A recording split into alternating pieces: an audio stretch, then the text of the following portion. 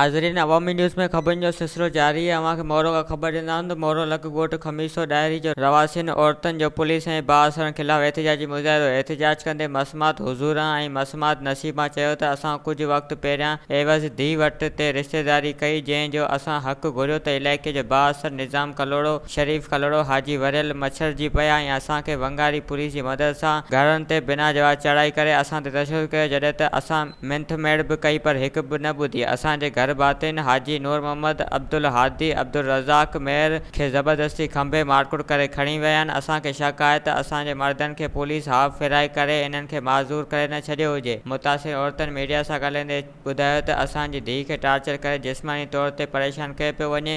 असां वज़ीर आज़म पाकिस्तान इमरान ख़ान, वज़ीर आला Sindh Syed Murad Ali Shah, chief justice of Pakistan IG Sindh खां मुतालबो कयूं था त असां सां थींदड़ ज़ुल्म जो नोटिस वठी असां सां इंसाफ़ कयो वञे ऐं असांजे मर्दनि खे बाज़ियाब कराए असांखे तहफ़्फ़ुज़ फ़राहम कयो वञे। वधीक ख़बरनि ऐं तफ़सील जे लाइ विज़िट कयो असांजी वेबसाइट awami news hd.com ऐं ॾिसंदा रहो अवामी न्यूज़ HD।